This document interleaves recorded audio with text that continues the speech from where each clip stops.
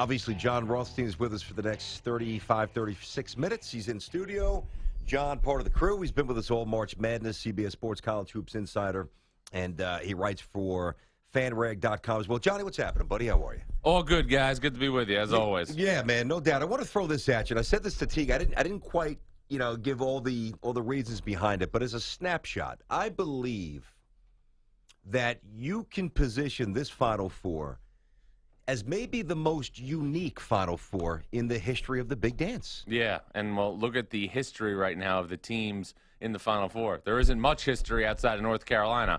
Oregon has not been to the Final Four since 1939. Gonzaga and South Carolina haven't been to the Final Four. And you have kind of, again, just another reiteration of how unpredictable the NCAA tournament is. Yeah, there's a randomness, pardon me, to it, there's no doubt. And just to back that up, and obviously this was, this I had to look up. I didn't even realize that in 1977 when Marquette went, I did not realize they were an independent. Did not know that. UNC Charlotte, of course, cornbread on that team. So cornbread. There's some, I'm trying to think of situations that come close to matching what we have now. And even if you want to say in 2006, the start of that mid-major emergence, and Butler, of course, back-to-back. But with George Mason in 06, you still had Florida, you had LSU, and you had UCLA. So right. I'm telling you, I'm going to stick by this. The most unique Final Four pairing or grouping we've ever had. Well, it's going to be good. On top of that, you have a different dynamic, too, because this is a program, Gonzaga, that burst onto the scene 18 years ago as a mid-major when it was a 10 seed and advanced to a regional final where it lost to Connecticut, and it's a 1 seed right now. Forget about just a mid-major making the Final Four. You have a mid-major from the West Coast Conference that was able to earn a 1 seed in the NCAA tournament and advance all the way to the field of 4. So that's an interesting dynamic when you look at where the Zags program has come over the last 2 decades. The one blue blood, North Carolina, is obviously is here. A lot of people had them going all the way through, including me and BT, who that's our only saving grace in our brackets. You and everybody else in America. because we have them winning. But the unconventional Luke May. What can you tell us about Luke May, who scored 17 points last night, despite averaging, 5.5, maybe 6 points in the regular season? Who is this kid who is the new hero for North Carolina? You know who was really into Luke May probably 3-4 years ago? Davidson. But Roy Williams saw something in him that wanted to make him a part of North Carolina basketball. And, all season long, when you talked about North Carolina's front court, you talked about Kennedy Meeks, you talked about Isaiah Hicks, you probably talked about Tony Bradley a little bit, the talented freshman. But there is no doubt that Luke May is the reason why North Carolina is going to a Final Four. And it all goes back to Carolina, to me, to what they do on the glass. North Carolina getting over 15 offensive rebounds a game in the NCAA tournament. That's staggering numbers. It's I almost feel bad doing this here. I got to get on Bill Self. I have to. You know what he's done. You know what he's been expected to do. And you know the answer that falls in between. I'm sorry. Stop telling me he's a great coach. I don't want to hear it. Well, what he's done in the regular season we all know is what he's unprecedented. No, what we have to look at is this, and, I'm not making excuses right now, but I think one of the things that we saw on Saturday night was just a byproduct of Kansas having the polar opposite offensively of what they did in the first 3 games. Devontae Graham in the first 3 games of the NCAA tournament was 18 of 25 from the field. He didn't have a made field goal, in the game against Oregon. And conversely, obviously, if you were watching that game, what Tyler Dorsey did and has done is on the other side of the spectrum. He's 17 of 26 from 3 in the NCAA tournament. I think Oregon played its best game, and I think Kansas played its worst game, and I tweeted this right after the game was over. Bill Self is now 2-7 in regional finals as a head coach, but this one will sting the most because the game was in Kansas City. Now, I've said this all season long. This was a flawed Kansas team because this Kansas team was very susceptible to going up against dominant big men and coming up on the short end of the stick. And that's something that's been a pattern all season. When Kansas played Georgia, Yonte Mayton went for 30 and 13. When Kansas played Texas, Jarrett Allen went for 22 and 19. And also Peyton Aldridge from Davidson had a big game. So if you've watched Kansas all year long, you're not surprised that Jordan Bell was able to have his way with Kansas inside.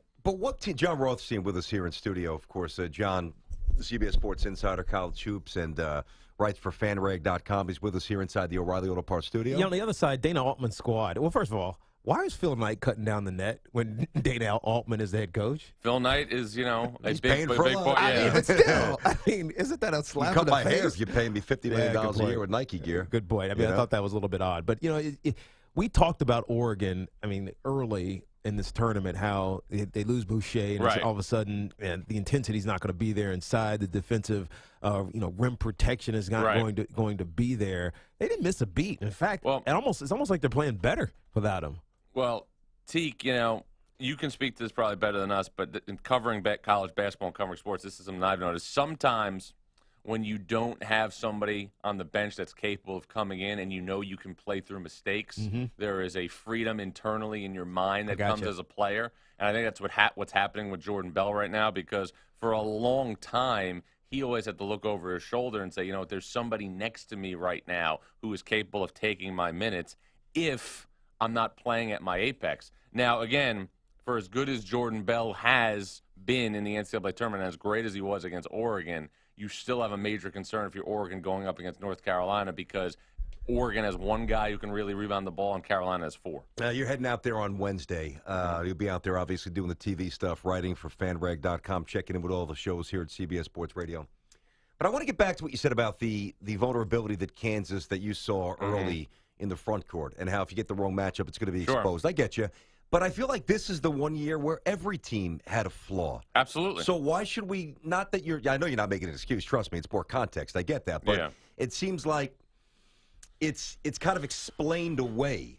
You know what I mean? And it shouldn't be, because you're still supposed to win the game. I mean, every team that's playing has vulnerabilities. No, you're supposed to win the game. Duke is young, but all the top seeds. Gonzaga's never been here. No you question. Know what I mean? But you look at the scenario. Do you think Oregon could have ever played any better than it did Saturday night? I'll tell you this. Probably not, to answer it directly. I thought that the way Kansas at times approached the rim, anticipating shots, the way they double pumped and coiled their body and kind of shots altered. It was like a freshman team going up against varsity bigs. They were in their heads. They just knew they couldn't score. Well, and look, there's a narrative right now, if we're going to be fair. I mean, Kansas, under Bill Self, won a national championship in 2008. They went to the national championship game in 2012. But Kansas has had great seasons and come up short in the Elite Eight. 2011, Kansas was clearly the best team left playing in the round of 8. VCU beats them. Kansas a year ago was the overall #1 seed. Villanova beats them. So this has been a recurring pattern. And look, similar to what happened on Saturday with Oregon, VCU came into the NCAA tournament in 2011 averaging 8.5 made three-point shots a game. In the NCAA tournament, they started to make 12. I mean, there's certain things that this tournament, obviously alludes to in terms of being unpredictable. I mean, South Carolina, who I'm sure we'll talk about in a minute, lost its SEC tournament opener against Alabama, was averaging 61 points a game in its final 2 games of the regular season, if you count the last game of the regular season and the first SEC tournament game. And now they're an offensive juggernaut compared to what they've been. There was no way to predict that South Carolina would play as well offensively as it's played in the NCAA tournament. Now, Tiki referenced that opening tournament round 2. I hear you. Maybe we don't. I don't know. Maybe we should let Calipari off the hook. I mean, are we missing the story here as well? If I want to harpoon on Billy Self here, and then John Calipari, every year he's got the best team on paper. Yeah. Where's the championship? But doesn't he get excused though because of the youth? He shouldn't be. I mean, I look at the game yesterday as just a great college game, and whoever had the ball last was going to win. I mean, I think one thing we need to look at too is the programs right now. Like Carolina's team, their nucleus has been together for 3 years. Kansas's team, Mason and Graham, the core of it's been together for 3 years. Every single year, John Calipari is almost operating like a junior college coach. But he chooses to.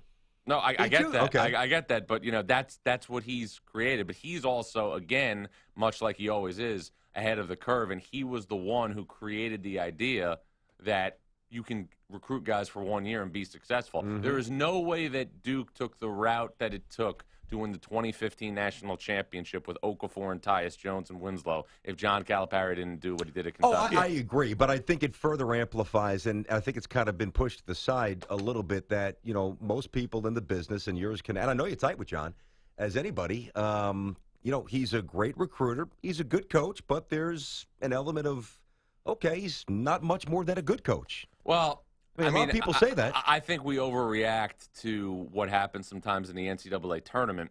I mean, I think you have to look, obviously, if Luke May misses the shot yesterday and Kentucky goes on and wins in overtime, is he a different coach? Well, I mean, but that's just the business, man. Maybe Yeah. it shouldn't be that it should not be that way, but that's the way it is. Well, that's the way you remember. I understand. Did you win or lose? You're defined by what you do in the NCAA tournament, but you look right now at what John Calipari has done in Kentucky. 2010 Elite Eight, 2011 Final Four, 2012 National Championship, 2013 he went to the NIT, 2000 and lost to Robert Morris. and lost to Robert Morris. 2014 national title game, 2015 Final Four. Last year he lost to Indiana in the round of 32, and then the Elite Eight. Mm-hmm. So except for 2 hiccups, the worst that he did was the Elite Eight. Yeah.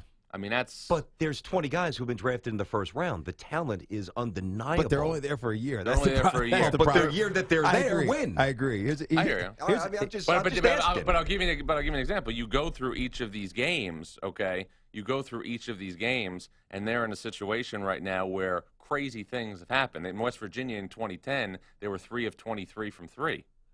Yeah. I mean, there's a lot. I mean, in a one-game scenario, anything can happen. Yeah, I know, and especially when you look at this game against North Carolina, the kid who obviously there's 2 kids that you focus on with Kentucky right now. One is De'Aaron Fox, who is more of their facilitator, and he makes shots sometimes when he needs to. He scored 39 a game ago, but Malik Monk, I mean, he's always been interesting to me. I saw him early in the year, and I forget what game it was, but it was one of the best games that I've seen in the regular season. He was just on fire. Was it the Carolina game? I think it was the Carolina game. Whenever he needed to make a shot, he was making the shots.